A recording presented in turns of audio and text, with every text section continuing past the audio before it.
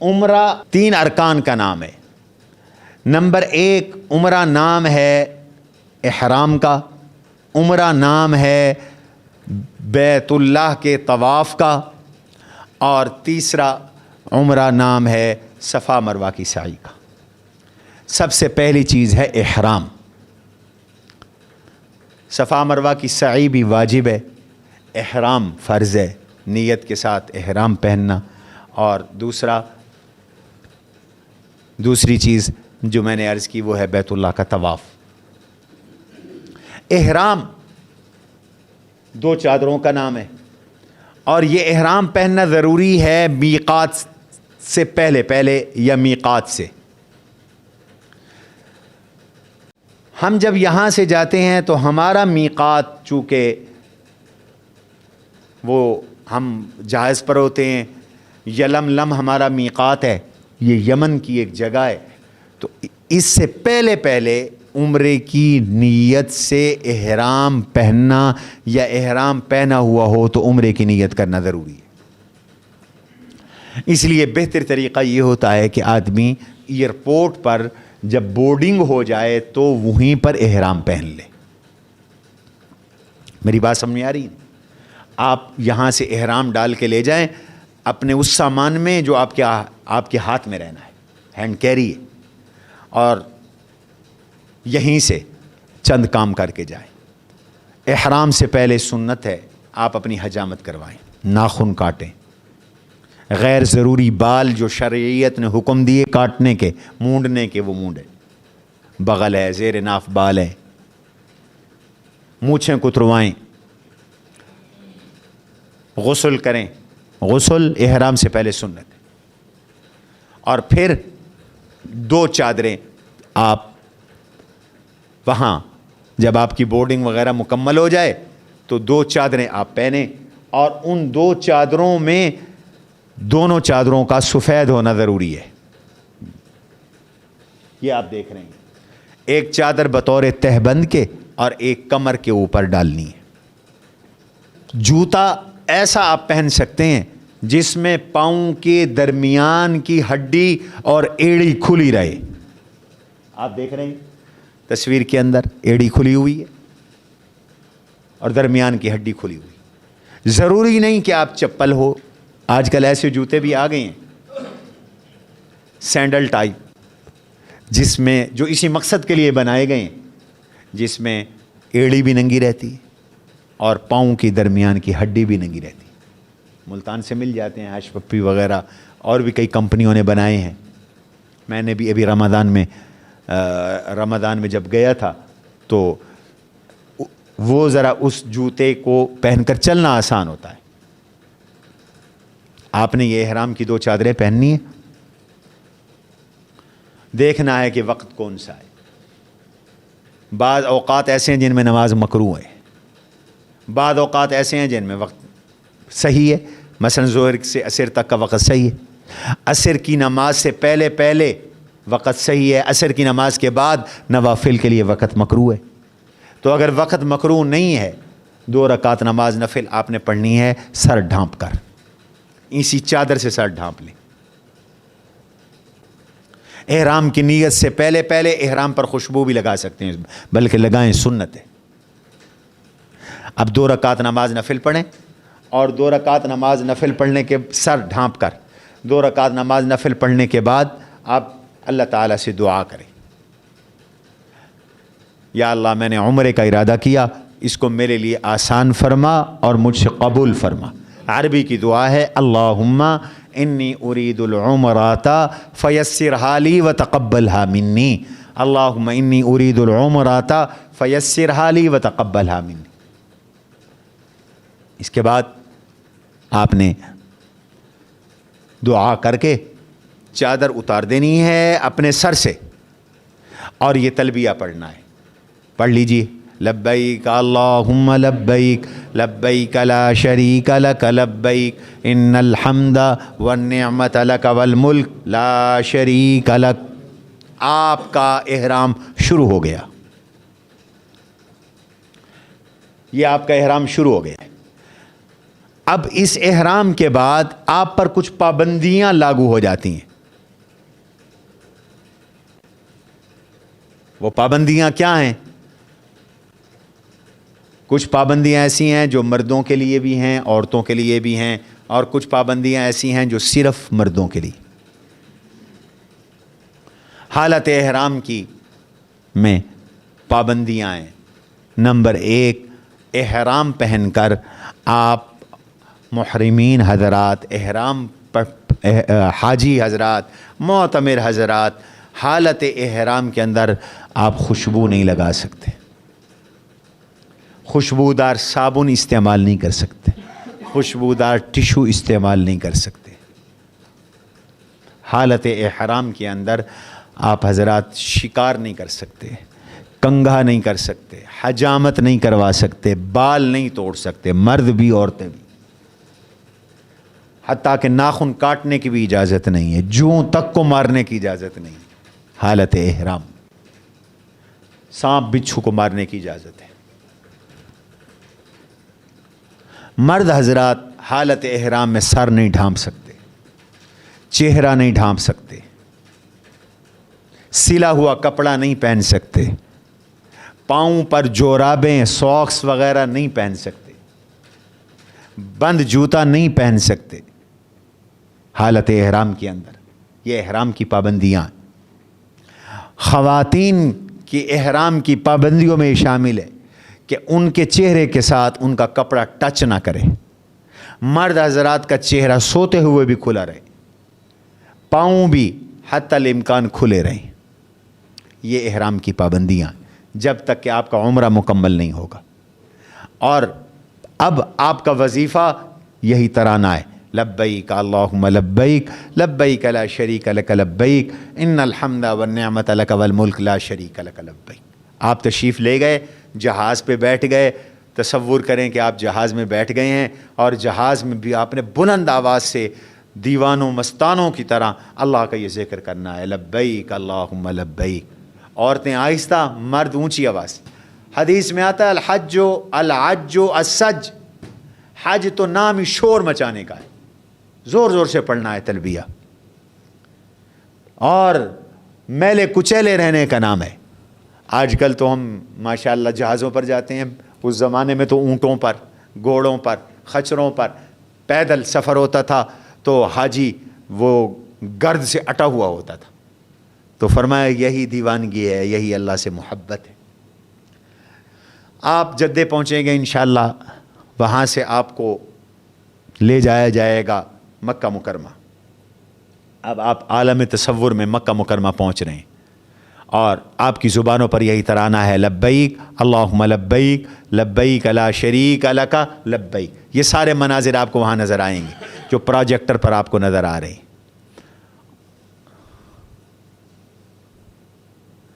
یہ مکہ مکرمہ داخلے سے پہلے ایک مقام آتا ہے جدہ اور مکہ مکرمہ کے درمیان.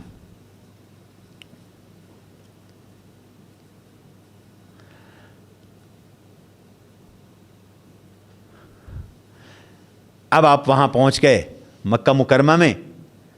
آپ نے سب سے پہلے جو کام کرنا ہے وہ یہ ہے کہ اپنی رہائش گاہ پر جا کر سامان رکھنا ہے.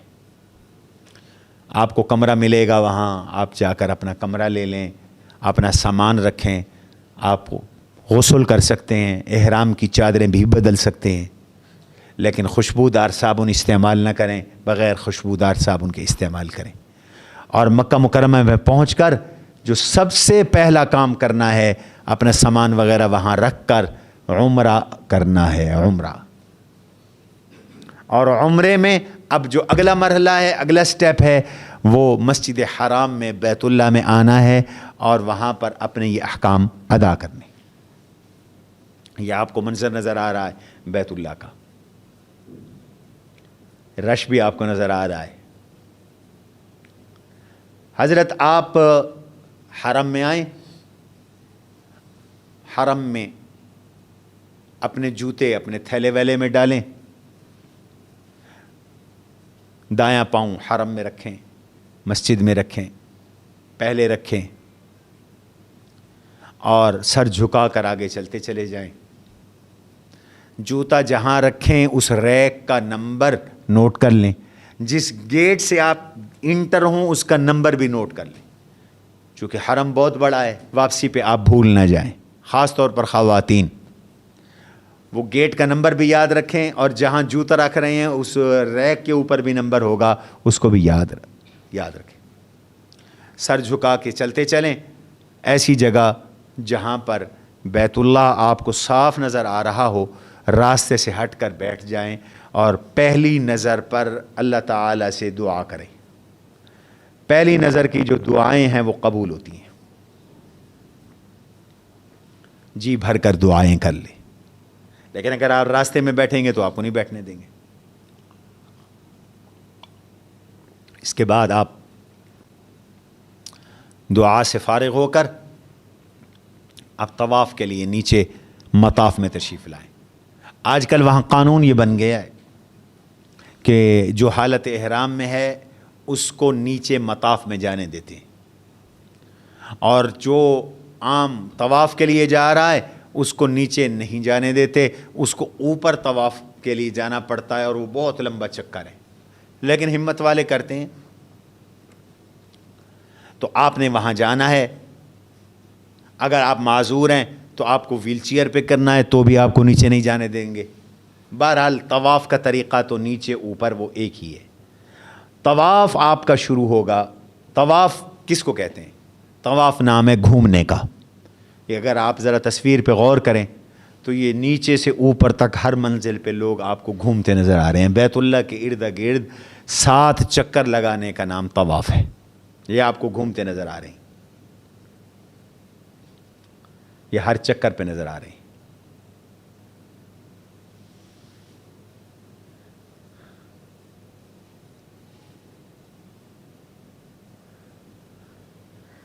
طواف کے لیے وضو واجب ہے. آپ کو باوضو ہوں گے. طواف شروع کرنے سے پہلے آپ نے اجتباء کرنا ہے. اجتباء کس کو کہتے ہیں؟ چادر کو دائیں بغل کے نیچے سے نکال کر بائیں کندھے پر ڈالنا. یہ صرف مردوں کے لیے, اور یہ اجتباء صرف طواف کے دوران ہے, اور اس طواف کے بعد ہے جس کے بعد صفا مروہ کی سعی ہو. جیسے عمرہ ہے, عمرے میں بھی صفا مروہ کی سعی ہے. حج کے بھی ایک طواف میں صفا مروہ کی سعی ہے. یہ اجتباء کرنا ہے. عام طور پر لوگ مغالطے میں یہیں سے ہی اجتباء کیے پھر رہے ہوتے ہیں. یہ بھی غلط ہے. بعض وہاں جا کر بھی بھول جاتے ہیں, وہ بھی غلط ہے. یہ مستحب ہے کہ جس طواف کے بعد صفا مروہ کی آپ نے سعی کرنی ہے, جیسے یہی آپ کا عمرے کا طواف ہے, دائیں کندھے کے نیچے سے چادر کو نکال کر بائیں کندھے پہ ڈالیں. اور پھر یہ ہے بیت اللہ کا نقشہ.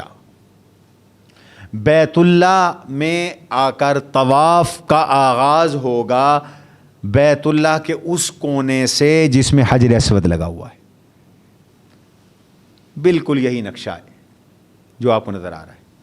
یہ بیت اللہ کے دروازے سے پہلا کونا ہے, حجر اسود والا کونا ہے. اور پھر یہاں سے طواف آپ کا شروع ہونا ہے, اور آپ نے بیت اللہ کو اپنی بائیں جانب رکھ کر سیدھا چلنا ہے. واپس آئیں گے تو ایک چکر پورا ہوگا, پھر واپس آئیں گے تو دوسرا, تیسرا, چوتھا, 5واں, 6واں, 7واں. لیکن کرنا کیسے ہے؟ چند کام کرنے. پہلا کام یہ کرنا ہے, اجتباء کر کے حجر اسود کے سامنے آنا ہے, حجر اسود کی طرف رخ کرنا ہے, ہاتھ اٹھانے ہیں جیسے میں ہاتھ اٹھا رہا ہوں. اصل تو یہ ہے کہ بوسہ ہو, لیکن اب تو ناممکن سا ہو گیا ہے, لاکھوں لوگ ہوں گے, اور اگر کوئی کرتا بھی ہے تو حالت احرام میں تو مناسب نہیں ہے بوسہ. ویسے بھی وہاں خوشبو لگی ہوتی ہے, اور پھر دھکم پیل بہت ہوتی ہے, اور دھکم پیل حرام ہے. بوسہ دینا مستحب ہے اور دوسروں کو تکلیف سے بچانا فرض ہے. ایک مستحب کے حصول کے لیے آدمی ایک حرام کام کیوں کرے؟ لہذا وہیں سے جہاں آپ ہیں سامنے سے ہاتھ کھڑا کریں, رخ کریں, سینہ بیت اللہ کی طرف کریں، اس کونے کی طرف کریں اور پڑھیں بسم اللہ اللہ اکبر وللہ الحمد، اور اگر یہ 7 درود شریف بھی ملا لیں والصلاۃ والسلام علی رسول اللہ تو بہت اچھا ہو جائے گا۔ اور ہاتھ کو چوم لیں، وہاں آئے ہاتھ کھڑا کیا مردوں عورتوں سب نے، اور پڑھا بسم اللہ اللہ اکبر وللہ الحمد والصلاۃ والسلام علی رسول، ہاتھ چوم لیا۔ اب آپ چلنا شروع کر دیں جس طرح آپ چلتے ہیں، کوئی دوڑنے کی ضرورت نہیں۔ البتہ جو پہلے 3 چکر ہیں، ان پہلے 3 چکروں میں ذرا اگر موقع ہو، رش نہ ہو تو کندھوں کو ہلائیں، کندھوں کو ہلائیں۔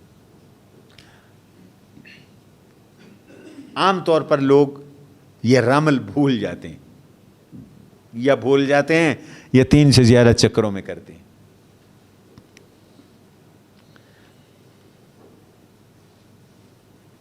بڑے بڑے علماء بھی بھول جاتے ہیں، فطری چیز ہے۔ تو پہلے 3 چکروں کے اندر رمل ہے۔ اب آپ نے واپس آنا ہے، جب آپ اس جگہ پہنچیں گے جہاں سے طواف شروع کیا تھا، پھر اسی طرح مڑنا ہے، اسی طرح بسم اللہ اللہ اکبر وللہ الحمد والصلاۃ والسلام علی رسول اللہ کہنا ہے اور ہاتھ چومنا ہے۔ 7 چکروں میں 8 بار آپ کا سلام ہوگا، 7 چکروں میں 8 بار سلام ہوگا۔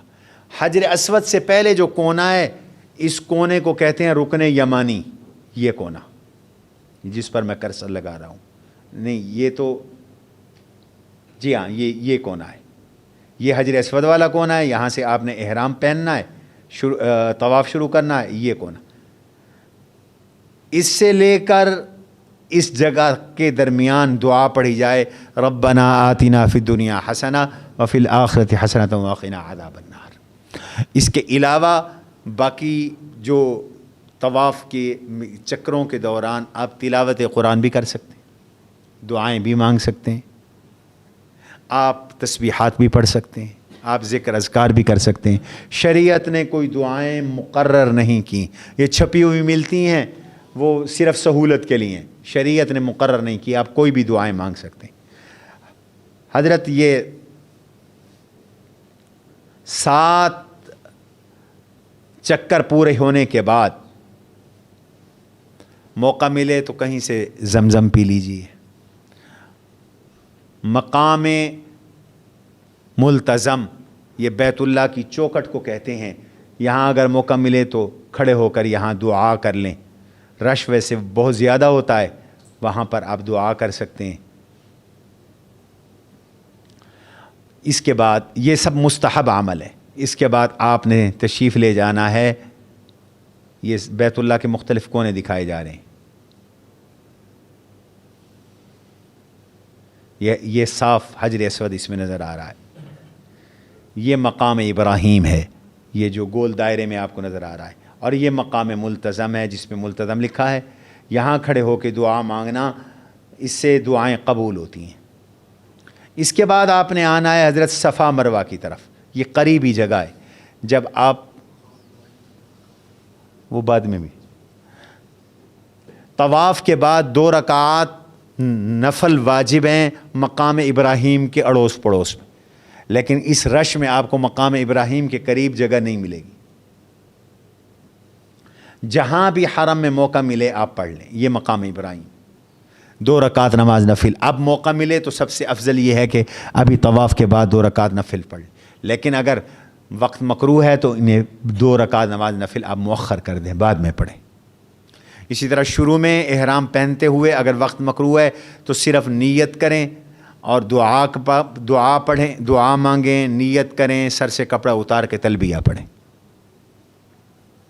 صفا مروہ 2 پہاڑیوں کے نام ہیں، ان 2 پہاڑیوں کے درمیان سعی کا نام، سعی کرنا یہ واجب ہے۔ آپ جب آخری چکر سے فارغ ہوں گے تو تھوڑا سا آگے چلیں گے، وہاں نشاندہی کی گئی ہے، صفا لکھا ہوتا ہے۔ صفا پہاڑی پہ آئیں، قبلہ رخ ہوں، اسی طرح ہاتھ اٹھائیں اور وہی دعا پڑھیں، بسم اللہ اللہ اکبر وللہ الحمد والصلاۃ والسلام علی رسول اللہ، اور اس سے پہلے دعا کریں، یا اللہ میں نے صفا مروہ کے درمیان سعی کا ارادہ کیا، اس کو آسان فرما، قبول فرما، اور پھر آپ صفا سے مروہ کی طرف چل پڑیں۔ یہ آپ کو پورا فاصلہ اس میں تصویر میں نظر آ رہا ہے، یہ صفا ہے، یہاں چڑھ کر آپ نے دعا کرنی ہے، تھوڑا سا اوپر جانا ہے، یہ جی آپ صفا سے سیدھا بالکل مروہ کی طرف جائیں گے۔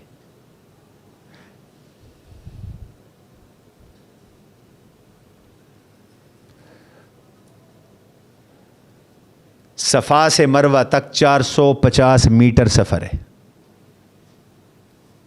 درمیان میں سب ستون ہیں۔ مرد حضرات ان دو ستونوں کے درمیان ذرا اپنی رفتار تیز کریں گے، خواتین اپنی حایت پر چلیں۔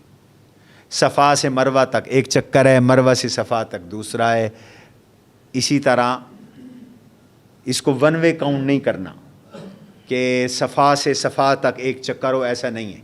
صفا سے مروہ تک ایک چکر، مروہ سے صفا تک دوسرا چکر، 7 چکر آپ کے مروہ پر ختم ہوں گے۔